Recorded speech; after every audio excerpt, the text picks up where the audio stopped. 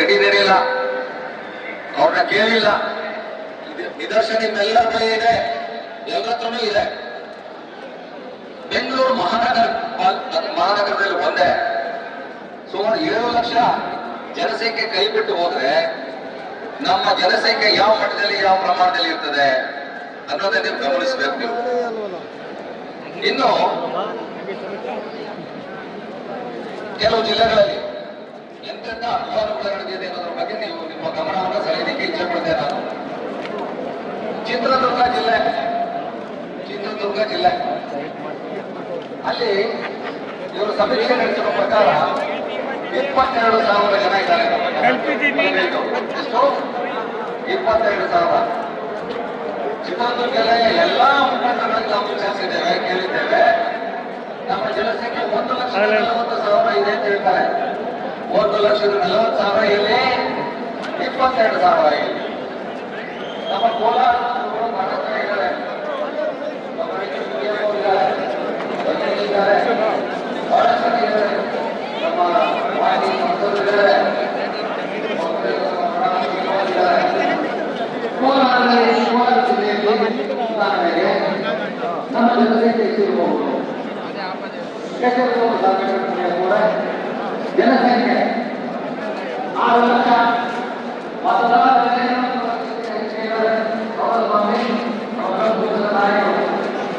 ಅಲ್ಲಿ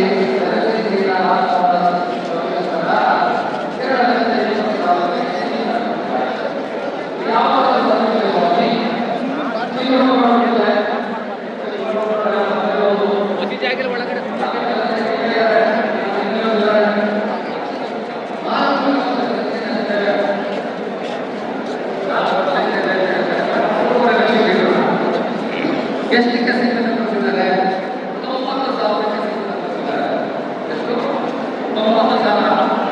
9,000 ಜನಸಂಖ್ಯೆ ಕೇವಲ ಹುಡುಗಿಯರ ತಾಲೂಕಿನಲ್ಲಿ ಸಿಗುತ್ತೆ.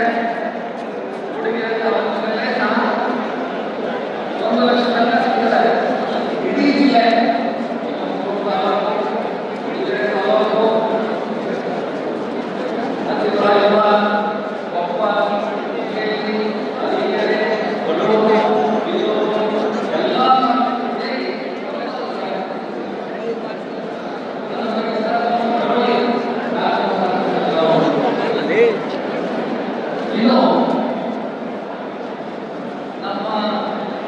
ಬಲಗೈ ಸಮುದಾಯಕ್ಕೆ ಸೇರಿದಂತ ಮನೆಯ ಸಮುದಾಯ, ಅಲ್ಸಾರ್, ಅಸ್ಲಾರ್, ಹುಲ್ಸಾರ್, ಹುಬ್ರಿ ಎಟ್ಸೆಟ್ರಾ ಸುಮಾರು 2,58,000 ಜನರನ್ನ ಎಡಗೈ ಗುಂಪಿಗೆ ಸೇರಿಸಿದ್ದಾರೆ. ನಮ್ಮ ಒಂದು ಸಮಾನಾಂತರ ಜಾತಿಗಳಿಗೆಲ್ಲ ಹಲವಾರು ಸಂಶೋಧನೆ ಮಾಡುವಂತರು ಹೇಳಿದ್ದಾರೆ. ಕರ್ನಾಟಕದಲ್ಲಿ ಯಾರು, ಮನೆಯಲ್ಲಿ ಯಾರು,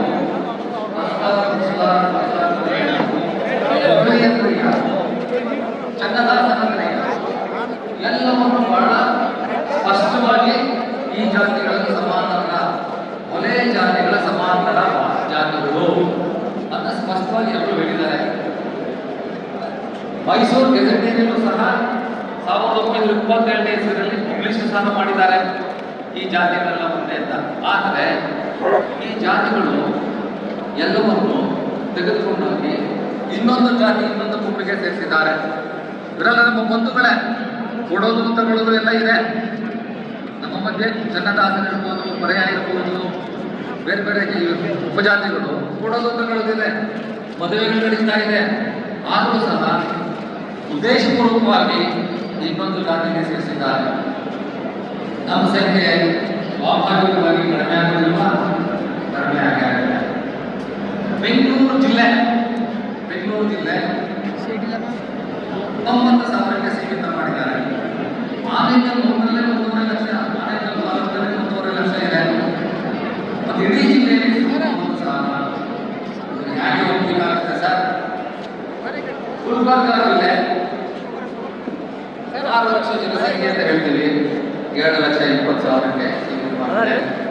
ಹಾಸನ ಅಷ್ಟೇ ಹೀಗೆ ಪ್ರತಿಯೊಂದು ಜಿಲ್ಲೆಯಲ್ಲೂ ದಾವಣಗೆರೆ ಇರ್ಬೋದು, ಬಳ್ಳಾರಿ ಇರ್ಬೋದು, ರಾಯಚೂರು ಇರ್ಬೋದು, ಹಾಸನ ಇರ್ಬೋದು, ಎಲ್ಲರೂ ಜಿಲ್ಲೆಯಲ್ಲೂ ಸಹ ಈ ಥರ ಒಂದು ತಾರತಮ್ಯ ಮಾಡಿದ್ದಾರೆ. ನಮ್ಮ ಸಂಖ್ಯೆಯನ್ನು ಕುಗ್ಗಿಸಲಿಕ್ಕೆ ಬಹುಶಃ ಅವರಿಗೆ ಸ್ಪಷ್ಟವಾದ ಒಂದು ಸಂದೇಶ ಇತ್ತು ಅಂತ ಕಾಣುತ್ತೆ. ಸ್ಪಷ್ಟವಾದ ಸಂದೇಶ, ಯಾಕೆಂದ್ರೆ ಸಕ್ಸೆಸಿವ್ ವಿಷಯಗಳೆಲ್ಲ ನಮ್ಮ ಜನಸಂಖ್ಯೆಯ ಪ್ರಮಾಣವನ್ನು ಹೇಗೆ ಕುಗ್ಗಿಸಬೇಕು ಅನ್ನೋದು ದೊಡ್ಡ ಅದೇ ಷರತ್ತು. ಈ ಸಮುದಾಯವನ್ನ, ಬಾಬಾ ಸಾಹೇಬ್ ಅಂಬೇಡ್ಕರ್ ಸಮುದಾಯವನ್ನ, ಈ ಸಂಖ್ಯೆಯನ್ನ ಎಷ್ಟು ಮಟ್ಟಿಗೆ ಕುಗ್ಗಿಸಬೇಕು ಅದನ್ನು ಮಾಡಿ, ಆ ಕೆಲಸವನ್ನು ಮಾಡಿ ಅಂತ ಅವ್ರಿಗೆ ಪ್ರತ್ಯೇಕವಾದಂಥ ಒಂದು ನಿಬಂಧನೆಗಳು, ಷರತ್ತುಗಳು ಅವರಿಗೆ ಬಂದಿದೆ. ಅದರ ಪ್ರಕಾರ ಅವರು ಮಾಡಿದ್ದಾರೆ. ನಮಗೆ ಈ ಪ್ರಮಾಣದ ಅನ್ಯಾಯ ಆಗಿದೆ. ಇನ್ನು ಆದಿ ಕರ್ನಾಟಕ, ಆದಿ ಆಂಧ್ರ, ಆದಿ ದ್ರಾವಿಡ ಈ ಸಮುದಾಯ ನನಗೆ ಬಹಳ ಕಷ್ಟದ ಒಂದು ಕೆಲಸ ಆಗಿದೆ. ಸುಮಾರು 26 ಲಕ್ಷ ಆದಿ ಕರ್ನಾಟಕ, ಆದಿ ದ್ರಾವಿಡ, ಆದಿ ಆಂಧ್ರ ಕಷ್ಟಪಟ್ಟು ಈಗ 5 ಲಕ್ಷ ಸಿಗ್ತಿದ್ದಾರೆ. 5 ಲಕ್ಷ ಕಡಿಮೆ ಇದ್ದಾರೆ. ಇವರು ಸಮೀಕ್ಷೆಗೆ ಒಳಪಡದೆ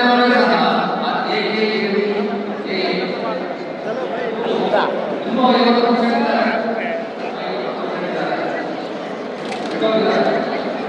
ಇವರು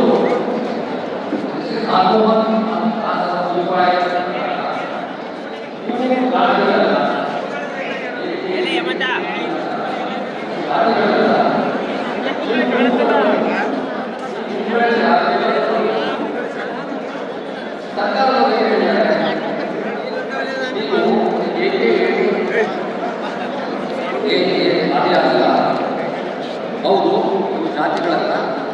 ದಯವಿಟ್ಟಿವ್ರೆ, ಹಲೋ,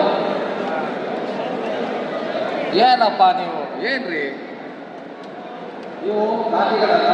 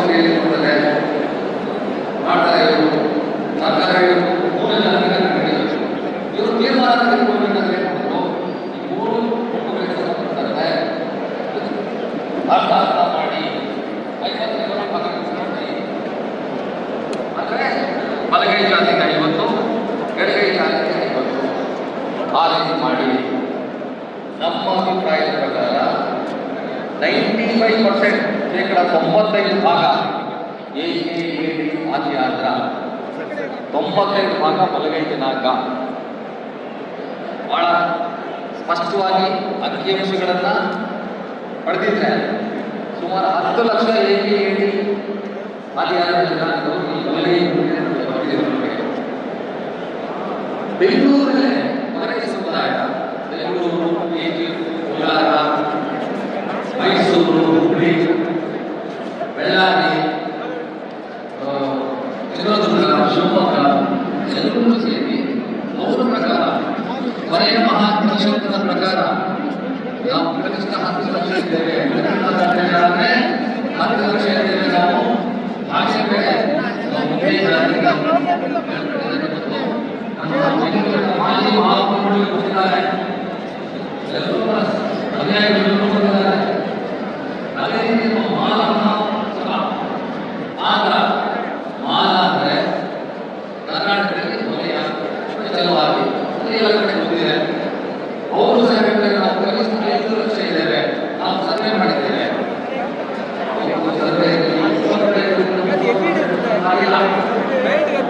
ಕೆಲಸ ಮಾಡಿದ್ದಾರೆ, ಮಾಡಿದ್ದಾರೆ.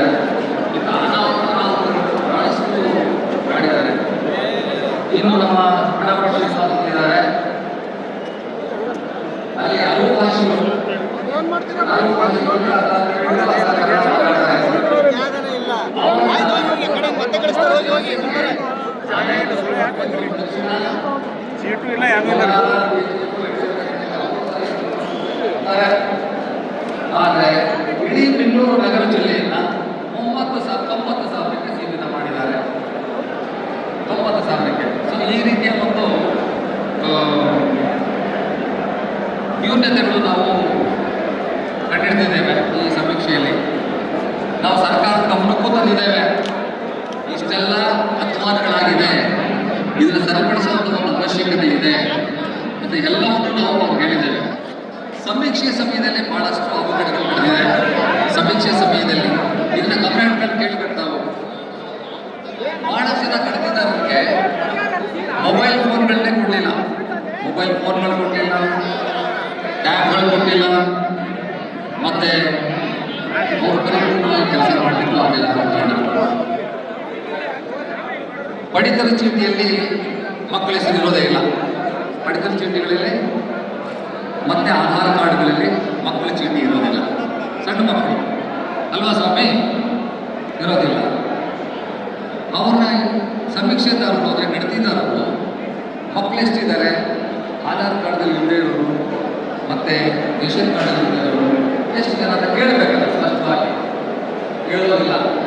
8 ಲಕ್ಷ ಮಕ್ಕಳು, 8 ಲಕ್ಷ ಮಕ್ಕಳು ಕೈ ಬಿಟ್ಟೋಗಿದ್ದಾರೆ.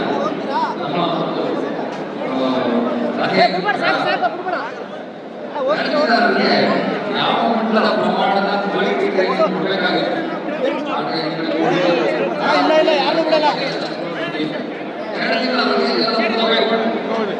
ನೀವು ಒಂದು ಗಮನದಲ್ಲಿಡಬೇಕು, ಇದು ಪರಿಸ್ಥಿತಿ ಇಲಾಖೆಯ ಜನಗಣತಿ, ಜಾತಿಯ ಜನಗಣತಿ. ವಲಯ, ಮಾದಿಗ, ಬೇರೆ ಬೇರೆ ಜಾತಿಗಳು, ಮರೆಯ, ಮಾಲ, ಈ ಜನಗಣತಿ. ಪ್ರತ್ಯೇಕವಾಗಿ ಜಾತಿಗಳ ಗಣತಿಯನ್ನು ಮಾಡಬೇಕಾದ್ರೆ ಎಷ್ಟು ಜನ ಸ್ವತಂತ್ರವಾಗಿ ಅವರಾಗಲೇ ಒಂದು ಜಾತಿಯನ್ನು ಹೇಳಲಿಕ್ಕೆ ಸಿದ್ಧರಾಗಿದ್ದರೆ ನಾವು ಹೇಳ್ಕೊಳ್ಳಬೇಕು. ಬೆಂಗಳೂರು, ಮೈಸೂರು, ಧಾರವಾಡ, ಬೆಂಗಳೂರು ಬಹಳಷ್ಟು ಕಡೆ ಬೆಳಗಡೆ ಜಾತಿ ಮಾಡ್ತಾರೆ, ಮನೆಗೆ ಕೊಡಲ್ಲ, ಮನೆಗೆ ಬಿಡಿಸ್ಬಿಡ್ತಾರೆ.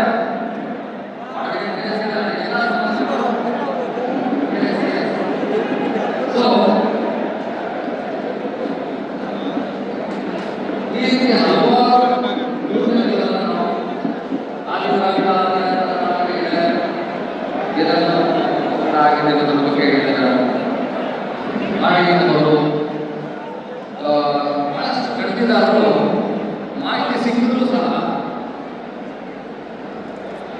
ಆ ಒಂದು ಪರಿಸ್ಥಿತಿಯ ಲಾಭವನ್ನು ಪಡೆದು ಬೇರೆ ಜಾತಿಗೆ ಅನುಕೂಲ ಆಗೋ ರೀತಿ ಎಂಟ್ರಿಗಳನ್ನು ಮಾಡಿದ್ದಾರೆ.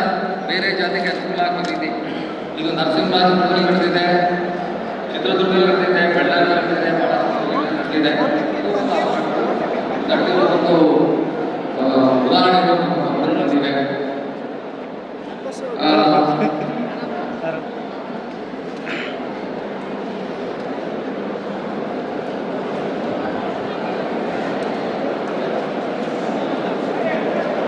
ಎಲ್ಲಿಯೂ ಸಹ ನಮ್ಮ ಗಣತಿದಾರರು ಅಥವಾ ಪರ್ಯವೇಕ್ಷಕರು, ಸೂಪರ್ವೈಸರ್ಸ್ ಎಲ್ಲಿಯೂ ಸಹ GPS ಸಿಸ್ಟಮ್ ಅನ್ನು ಅಳವಡಿಸಲೇ ಇಲ್ಲ. GPS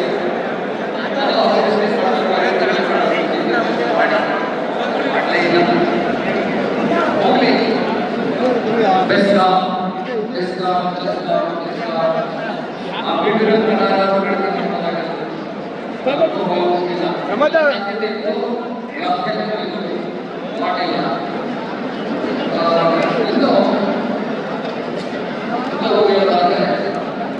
ಈ ಸಮೀಕ್ಷೆಯಲ್ಲಿ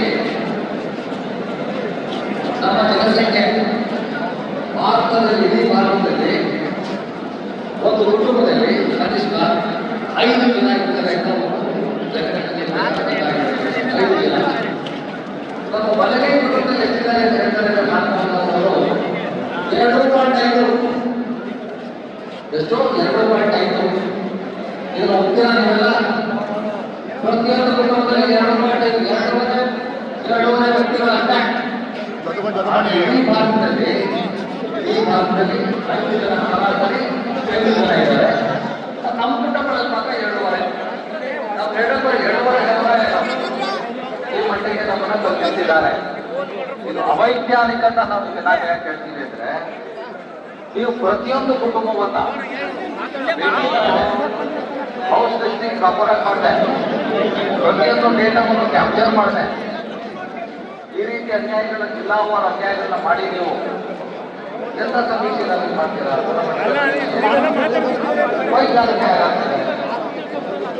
ಎಷ್ಟೋ ಸಾವಿರಾರು ಲಕ್ಷಾಂತರ ಕುಟುಂಬಗಳನ್ನು ಭೇಟಿನೇ ಮಾಡಿಲ್ಲ, ಮನೆಗಳಿಗೆ ಹೋಗಿಲ್ಲ, ಸಮೀಕ್ಷೆ ಮುಗಿದಿದೆ. ಈ ಒಂದು ಅವಘಡಗಳು ಸಮೀಕ್ಷೆ ಅವಧಿಯಲ್ಲಿ ನಡೆದಿದೆ. ಈ ಎಲ್ಲ ಅವಘಡಗಳು ಅನ್ಯಾಯಗಳು ಸರಿಯಾಗಬೇಕು. ನಾವೇನ್ ಹೇಳ್ತೀವಿ ಅಂದ್ರೆ, ಸಂಕ್ಷಿಪ್ತವಾಗಿ ಹೇಳೋದಾದ್ರೆ, ನೀವು ಈ ಯಾವುದೇ ಕಾರಣಕ್ಕೂ ಈ ನ್ಯಾಯಮೂರ್ತಿ ನಾಗಮೋಹನ್ ದಾಸ್ ಕಮಿಷನ್ ಆಯೋಗದ ವರದಿಯನ್ನ ನಾವು ಒಪ್ಪಲಿಕ್ಕೆ ಸಾಧ್ಯವೇ ಇಲ್ಲ. ತಿರಸ್ಕರಿಸಬೇಕು. ನಮಗೆ ಈ ವರದಿಯಲ್ಲಿ ಸೈಲೆನ್ಸ್ ಪ್ಲೇಸ್, ಈ ವರದಿಯಲ್ಲಿ ಕಿಂಚಿತ್ತು ನಮಗೆ ನಂಬಿಕೆ ಇಲ್ಲ, ವಿಶ್ವಾಸ ಇಲ್ಲ. ಆದ ಕಾರಣ ನೀವು ಒಂದು ನ್ಯೂಟ್ರಲ್ ಕಮಿಷನ್ ನೀವು ಮಾಡಬೇಕು. ಈಗಾಗಲೇ ಕರ್ನಾಟಕ ಸರ್ಕಾರದವರು ಎಲ್ಲಾ ಜಾತಿಗಳನ್ನು ಒಳಗೊಂಡಂತೆ ಬ್ಯಾಕ್ವರ್ಡ್ ಕ್ಲಾಸ್ ಕಮಿಷನ್ ಅಂತ ಒಂದು ಮಾಡಿದ್ದಾರೆ. ಅವರು ಸಹ ಸಮೀಕ್ಷೆಯನ್ನ ಪೂರ್ಣಗೊಳಿಸಿದ್ದಾರೆ. ಡೇಟಾ ಇದೆ. ನಮ್ಮ ಜನಾಂಗಗಳು ಸಂಪೂರ್ಣವಾಗಿ ಭಾಗವಹಿಸಿದ್ದಾರೆ. ಯಾಕೆ ಇಲ್ಲಿ ಜಾತಿಗಳ ಒಂದು ಇದು ಬರೋದಿಲ್ಲ. ಎಲ್ಲಾ ಜಾತಿಗಳು ಎಲ್ಲಾ ಮನೆಗಳು ಹೋಗೋದ್ರಿಂದ ನಮ್ಮವರು ಸಹ ಬಹಳ ಸ್ವತಂತ್ರವಾಗಿ ಯಾವುದೇ ಹೆದರಿಕೆ ಇದಿಲ್ಲದೆ, ಮುಜುಗರ ಇಲ್ಲದೆ ಹೇಳಿರುವಂತ ಸಾಧ್ಯತೆ ಹೆಚ್ಚಿದೆ. ಆ ಫಿಗರ್ಸ್ ಅನ್ನು, ಆ ಡೇಟಾವನ್ನು ತೆಗೆದುಕೊಳ್ಳಿ. ಇದರ ಜೊತೆ ಹೋಲಿಕೆ ಮಾಡಿ ಬಹಳಷ್ಟು ವ್ಯತ್ಯಾಸಗಳು ಕಂಡು ಬಂದ್ರೆ ಮುಂದೆ ಬರುತ್ತೆ. ಹೊಸ ಸರ್ವೆಯನ್ನ, ನೂತನವಾಗಿ ಹೊಸ ಸಮೀಕ್ಷೆಯನ್ನ ಮಾಡಿ ನಮ್ಮ ಪ್ರತಿಯೊಂದು ಕುಟುಂಬದ ಅಂಕಿಅಂಶಗಳನ್ನ ನೀವು ಕ್ಯಾಪ್ಚರ್ ಮಾಡಬೇಕು. ಸಾವಿರಾರು ಕುಟುಂಬಗಳು, ಲಕ್ಷಾಂತರ ಕುಟುಂಬಗಳು ಬಿಟ್ಟು ಹೋಗಿವೆ. ಇದು ಭಾರತ ಸರ್ಕಾರ ಈಗ ಜನಗಣತಿ, ಜಾತಿ ಗಣತಿಯನ್ನ ಆದೇಶ ಮಾಡಿದ್ದಾರೆ. ಏಪ್ರಿಲ್ ತಿಂಗಳಲ್ಲಿ ಇದೆ. ಎಲ್ಲಾ ಜಾತಿಗಳ ಸಮೀಕ್ಷೆನೂ ಆಗ್ತದೆ, ನಮ್ಮ ಜಾತಿನೂ ಆಗ್ತದೆ. 2 ವರ್ಷ ಅವಧಿ ಇದೆ. ಆದ ಕಾರಣ ಸರ್ಕಾರ ಕೇಳಬೇಕು. ಭಾರತ ಸರ್ಕಾರ ಆರ್ಡರ್ ಮಾಡಿರುವಂತ ಜನಗಣತಿ ಪೂರ್ಣಗೊಳಿಸಿದಾಗ ಈ ಮೀಸಲಾತಿ, ಒಳ ಮೀಸಲಾತಿ ಬಗ್ಗೆ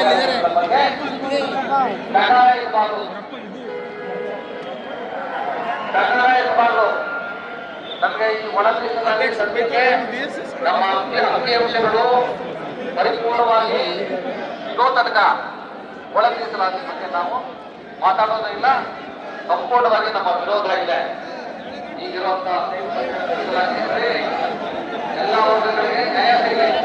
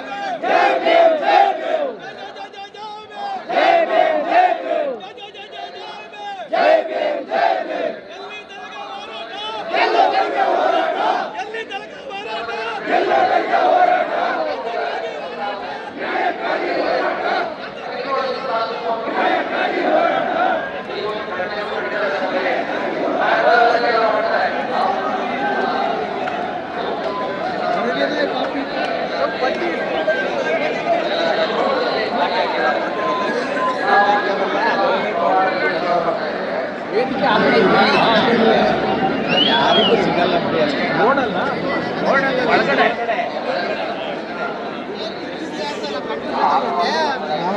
ಈ ಸಮುದಾಯ ಒಂದೇ ವ್ಯಕ್ತಿಯಾಗಿ ಮಾತಾಡಬೇಕು. ಮೀಸಲಾತಿ ಬಗ್ಗೆ ಒಂದೇ ವ್ಯಕ್ತಿಯಾಗಿ ಮಾತಾಡಬೇಕು.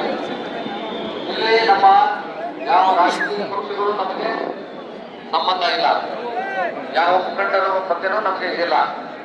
ನಮಗೆ ಮುಖ್ಯವಾಗಿ ಬೇಕಾಗಿರೋ ಸಮುದಾಯದ ಒಂದು ಸಮುದಾಯಕ್ಕೆ ಸಿಗಬೇಕಾಗಿರುವಂತ ನ್ಯಾಯ ಮಾತ್ರ ಸಿಗಬೇಕು ನಮಗೆ. ನೀವು ನಮ್ಗೆ ನ್ಯಾಯ ಸಿಕ್ಕಂತಾನೆ ನೀವು ಯಾವ ಪಕ್ಷಕಾರ ಹೋಗಿ ಏನಾದ್ರು ಮಾಡಿ ಏನೋ ವಿಚಾರ ಪಡೆಯಲಿ.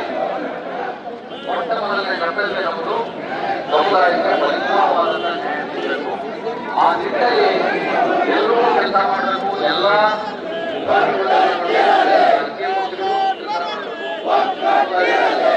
ಹೇಳಿ ನನ್ನ ಇದ್ರ ಬಗ್ಗೆ ನಮ್ಮ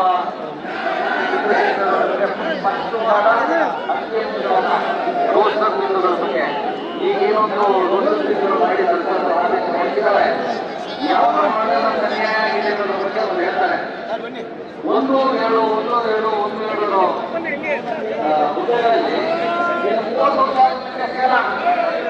30 ವರ್ಷ ನಾವು ನಿಮಗೆ ಒಂದು ಹುದ್ದೆನೂ ಸಿಗೋದಿಲ್ಲ.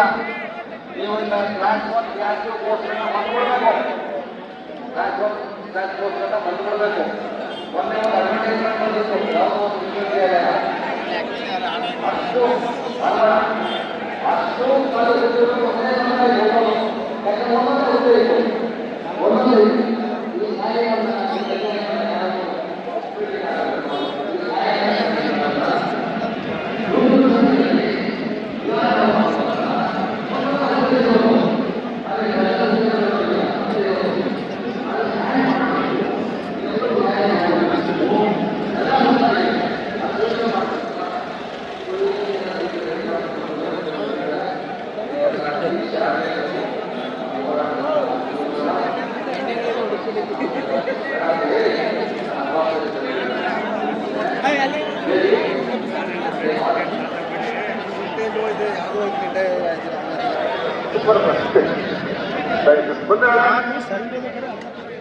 ನ್ಯಾಯಮೂರ್ತಿ ನಾಗಮೋಹನ್ ದಾಸರವರು ಕೊಟ್ಟಿರ್ತಕ್ಕಂಥ ವರದಿ ಇದೆಯಲ್ಲ, ಅವೈಜ್ಞಾನಿಕ, ಅಪೂರ್ಣ, ದೋಷಪೂರಿತ ಹಾಗೂ ಸ್ಪಷ್ಟವಾಗಿ ಪಕ್ಷಪಾತದಿಂದ ಕೂಡಿರ್ತಕ್ಕಂಥ ವರದಿ ಇದು ಅಂತೇಳಿ ನಮ್ಮೆಲ್ಲರಿಗೂ ಅನಿಸಿದೆ. ಆ ಕಾರಣಕ್ಕಾಗಿ ಇದನ್ನ ಇಡೀ ನಮ್ಮ ರಾಜ್ಯದ ಎಲ್ಲಾ ಜನರು ಸೇರಿ ಈ ಕಾರ್ಯಕ್ರಮದ ಮುಖಾಂತರ ತಿರಸ್ಕರಿಸಬೇಕು ಅಂತ ನಾವು ಆಗ್ರಹ ಪಡಿಸ್ತೇವೆ. ಆ ಮಾತನ್ನ ಸನ್ಮಾನ್ಯ ಸಿದ್ದೇಶ್ ಅವರು ಮಾತಾಡಿದ್ದಾರೆ. ಬೆಂಗಳೂರಿನ ಸುಮಾರು 60 ಕಿಲೋಮೀಟರ್ ವ್ಯಾಪ್ತಿ ಒಳಗಡೆ ನಾವು 30 ಲಕ್ಷ ಜನಸಂಖ್ಯೆ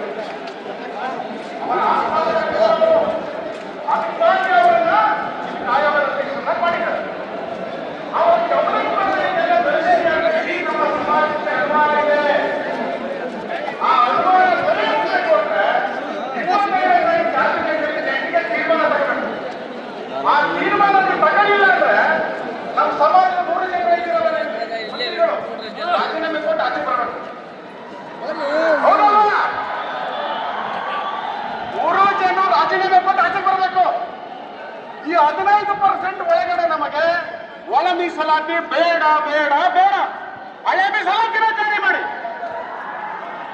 ಅದನ್ನ ಹೇಳಕ್ಕೆ ಇವತ್ತು ಬಂದಿರೋದು. ಇದಕ್ಕೆ ಸಂಬಂಧಪಟ್ಟಂತೆ ಸಮಗ್ರ ಮಾಹಿತಿಯನ್ನು ಅಂಕಿಅಂಶಗಳ ಸಮೇತ ಮಾನ್ಯ ಚಂದ್ರಶೇಖರಯ್ಯ ಅವರು ಕರ್ನಾಟಕ ರಾಜ್ಯ ಸರ್ಕಾರಿ ನೌಕರರ ಸಂಘದ ಅಧ್ಯಕ್ಷರು ದಯಮಾಡಿ ಯಾರು ಎದ್ದೋಗ್ಬೇಡ್ರಿ. ಕಾರ್ಯಕ್ರಮ ಈಗ ಆರಂಭ ಆಗಿದೆ. ಬಹಳ ಶ್ರಮಪಟ್ಟು ಕಳೆದ 20 ದಿನಗಳಿಂದ ಬಹಳ ಶ್ರಮ ವಹಿಸಿ ಕೆಲಸ ಮಾಡಲಿಕ್ಕೆ ಬಂದಿದ್ದಾರೆ. ಈ ಸರ್ಕಾರದ ಪ್ರತಿನಿಧಿ ಮಾನ್ಯ ಮುಖ್ಯಮಂತ್ರಿಗಳು ಇಲ್ಲಿಗೆ ಬರಬೇಕು, ನಮ್ಮ ಮನವಿಯನ್ನ ಸ್ವೀಕರಿಸಬೇಕು. ನಾನು ನಿಮಗೆ ಅನ್ಯಾಯ ಆಗಿಲ್ಲ ಅಂತ ಮಾತಾಡಬೇಕು. ಅಲ್ಲಿ ತನಕ ನಾವು ಸರ್ ಸುಮಾರು 300 ವರ್ಷಗಳ ಜಗವನ್ನ ಟ್ರಾಫಿಕಲ್ ಶಾಲೆಗಳು ದಯಮಾಡಿ ಪೊಲೀಸ್ ಇಲಾಖೆಯವರು ಯಾವ